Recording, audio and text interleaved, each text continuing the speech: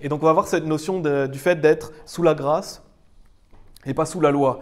Parce que je ne sais pas si vous avez déjà entendu des personnes qui ont sorti cette carte Joker, des gens qui vont vous dire, quand vous allez leur dire, voilà, ça c'est un péché, vous ne devriez pas faire ça.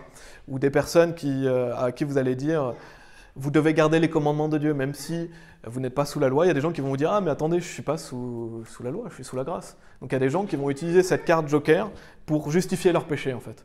Et ce n'est pas ce que veut dire ce passage, justement, on va l'étudier. Mais il y a des personnes non sauvées qui utilisent ça, c'est-à-dire que vous allez rencontrer par exemple des personnes dans des églises évangéliques libres, même des pentecôtistes, des charismatiques, qui vont vous dire « Ah mais qui es-tu pour me juger? Moi je suis sous la grâce, je ne suis pas sous la loi. Pourquoi tu veux me ramener sous la loi ?» Donc il y a des personnes non sauvées qui vont vous donner cette carte, mais il y a des personnes sauvées aussi qui vont faire ça. Vous allez rencontrer des personnes sauvées, quand vous allez leur dire « Ah ça c'est pas bien », ils vont dire « Mais attends, je suis sous la grâce, donc je peux faire ce que je veux. » Et c'est pas ce que ça veut dire. C'est ce qu'on va voir aujourd'hui. C'est pas parce qu'on est sous la grâce et pas sous la loi qu'on jette les commandements de Dieu à la poubelle. Les commandements de Dieu sont toujours d'actualité. Donc on est sous la grâce, on n'est pas sous la loi, mais on ne va pas rejeter tout l'Ancien Testament, on ne va pas rejeter la loi de Dieu, on ne va pas rejeter les choses qui sont bonnes pour nous, rejeter les commandements de Dieu parce qu'on est sous la grâce et pas sous la loi. La loi, elle est toujours importante pour nous. On va voir dans Galates chapitre 3.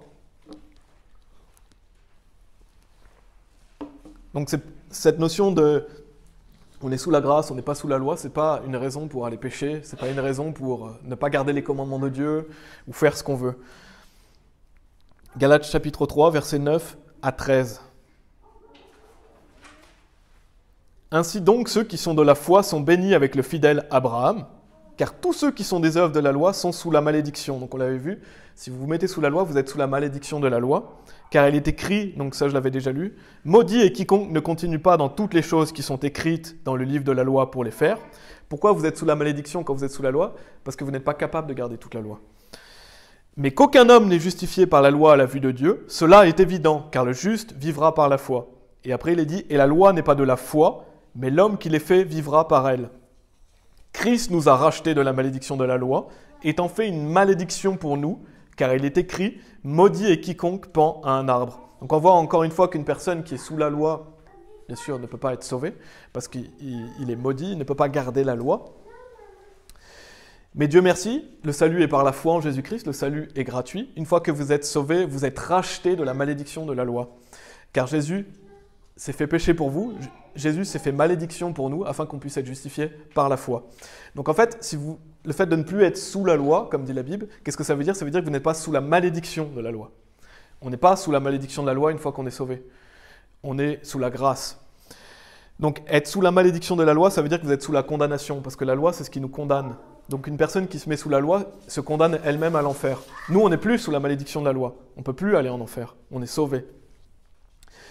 Et donc les gens qui sont sous la malédiction de la loi sont dans une sentence de damnation, parce que la fin, justement, c'est qu'ils vont être jugés par leurs œuvres et vont aller en enfer. Quelqu'un qui se met sous la loi va aller en enfer, il se damne en fait. Alors qu'une personne sauvée, une fois que vous êtes sauvé, vous êtes libéré de la malédiction de la loi par Jésus-Christ. Et c'est ça que ça veut dire. Le fait de ne pas être sous la loi mais sous la grâce, ça veut dire que vous n'êtes plus sous la malédiction de la loi. Vous n'êtes pas redevable à la loi parce que vous êtes sauvé. Mais est-ce que c'est une excuse pour aller pécher? Non. C'est pas parce qu'on n'est plus sous la malédiction de la loi, c'est pas parce qu'on n'est plus sous la loi que c'est une excuse pour aller pécher. Parce qu'on garde les commandements de Dieu pour lui être agréable. Pourquoi il est important pour nous de garder les commandements de Dieu? Pour être agréable à notre Père. Pour lui montrer notre amour. Quand vous gardez les commandements, Jésus, on va le voir, mais il dit, si vous m'aimez, gardez mes commandements. Donc, comment vous démontrez votre amour envers Dieu? En gardant ses commandements, en gardant ses statuts, en obéissant à Dieu. Jésus, dans Jean chapitre 14, verset 15, et je vais y revenir, il dit, si vous m'aimez, gardez mes commandements. Et donc Dieu s'attend à ce qu'on garde ses commandements par amour pour lui être agréable. Même si on est sous la grâce, on veut plaire à Dieu. Galates chapitre 5, donc là on était dans Galates chapitre 3. Là dans cette deuxième partie, je voulais vraiment expliquer qu'est-ce que ça veut dire le fait de ne pas être sous la loi mais sous la grâce. Et il faut vraiment être prudent avec ce passage parce que beaucoup de gens le déforment et l'utilisent pour justifier leur péché. C'est pas ce qu'on veut. On ne veut pas utiliser ce passage pour dire « Ah, moi je ne vais pas à l'église parce que je suis sous la grâce. Ah, moi je peux aller fumer, je peux boire, je peux sortir parce que je suis sous la grâce. » C'est pas ça que ce passage veut dire. Ce passage, ça veut dire que vous n'êtes plus sous la malédiction de la loi. Vous êtes sous la grâce. Galates chapitre 5, versets 16 et 18. Je dis alors ceci, marchez en l'esprit et vous n'accomplirez pas la convoitise de la chair, car la chair convoite contre l'esprit et l'esprit contre la chair, et ils sont opposés l'un à l'autre, de sorte que vous ne pouvez pas faire les choses que vous voudriez. Mais si vous êtes conduit par l'esprit, vous n'êtes pas sous la loi. Donc quand vous êtes dans l'esprit, vous ne péchez pas. Quand vous êtes dans l'esprit, vous n'êtes pas sous la loi. Regardez ce qui est dit, il est dit, mais si vous êtes conduit par l'esprit, vous n'êtes pas sous la loi. Donc comment ne pas vous mettre sous la loi quand vous marchez par l'esprit ? Donc en fait, la solution dans notre vie chrétienne, c'est de marcher par l'esprit. Parce que si vous marchez par l'esprit, vous n'allez pas accomplir les convoitises de la chair et vous allez garder la loi. C'est ce que je vais expliquer après. Nous, on doit se soucier du fait de marcher par l'esprit. On doit se soucier du fait d'être rempli de l'esprit, de garder les commandements de Dieu en marchant par l'esprit. Parce qu'une fois que vous êtes sauvé, vous avez une lutte intérieure. Une personne sauvée devient enfant de Dieu, il a le nouvel homme, mais il a toujours l'ancien homme. Il a l'esprit et la chair. On le voit, la chair convoite contre l'esprit. Et l'esprit contre la chair, et ils sont opposés l'un à l'autre. Donc la chair et l'esprit, ils combattent l'un contre l'autre. Quand vous êtes sauvé, vous avez un combat intérieur de tous les jours. Et bien sûr, vous n'arrêterez jamais de pécher. Je ne suis pas en train de vous dire que vous arriverez à un degré où vous arrêterez de pécher. C'est impossible d'arrêter de pécher. Mais on doit justement vouloir marcher par l'esprit, pour ne pas accomplir les convoitises de la chair. Et donc si vous êtes conduit par l'esprit, vous n'êtes pas sous la loi. Donc une personne sauvée est sous la grâce, il a la vie éternelle, il est sauvé éternellement. Mais une fois que vous êtes sauvé, marchez par l'esprit justement pour ne pas marcher par la chair.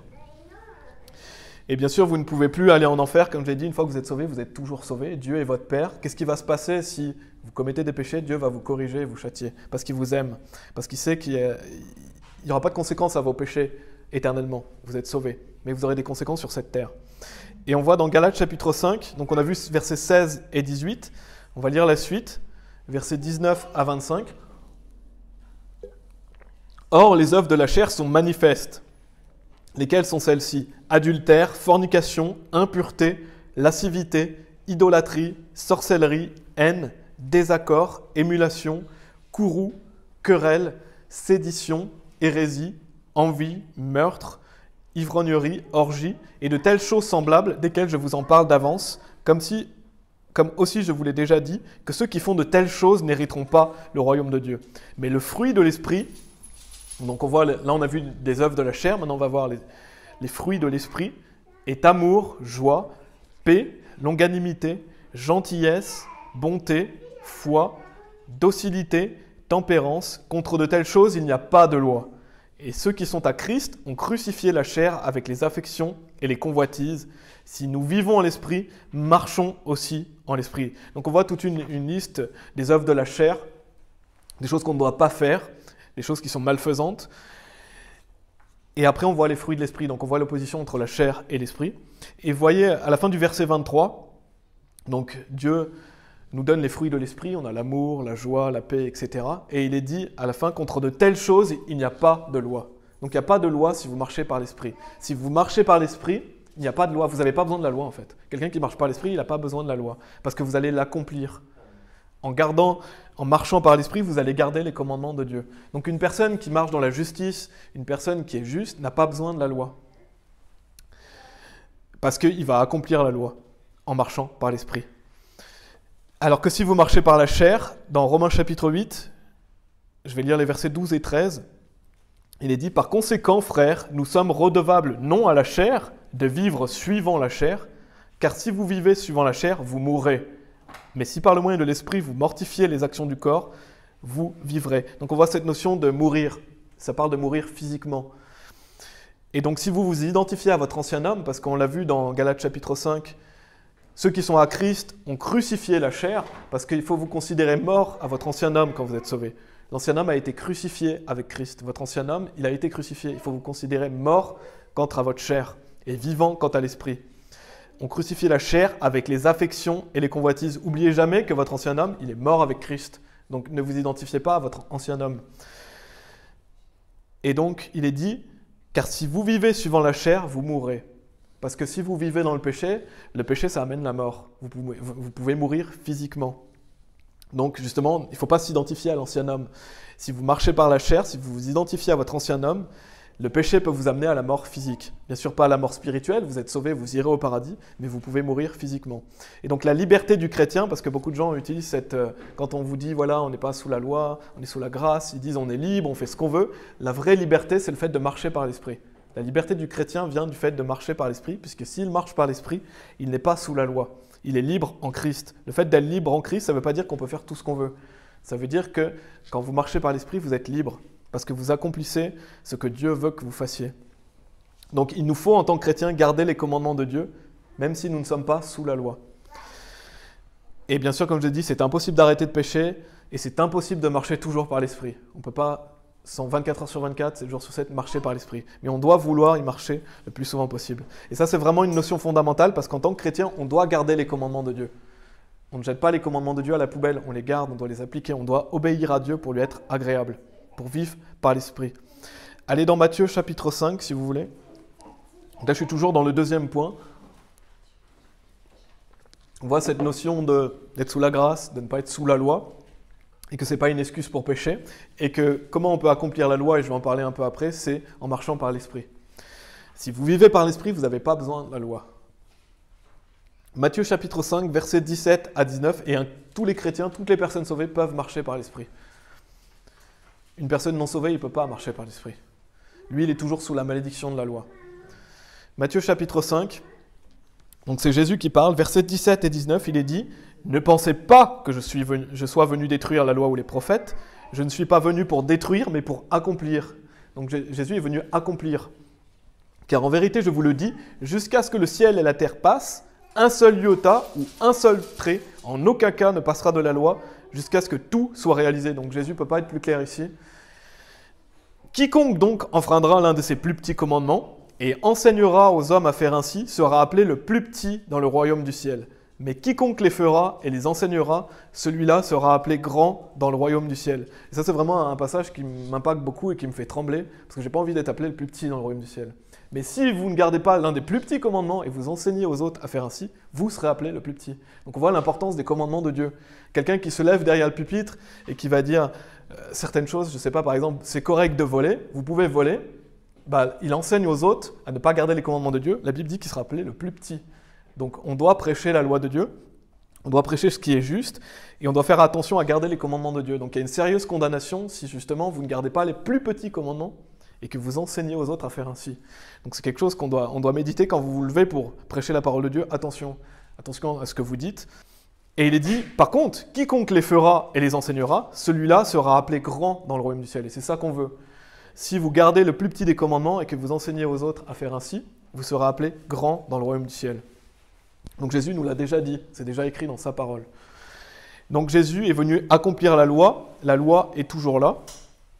C'est bien de l'enseigner aux autres si vous êtes enseignant de la parole, mais aussi dans votre entourage. Bien sûr, il faut être vigilant avec ce que vous dites.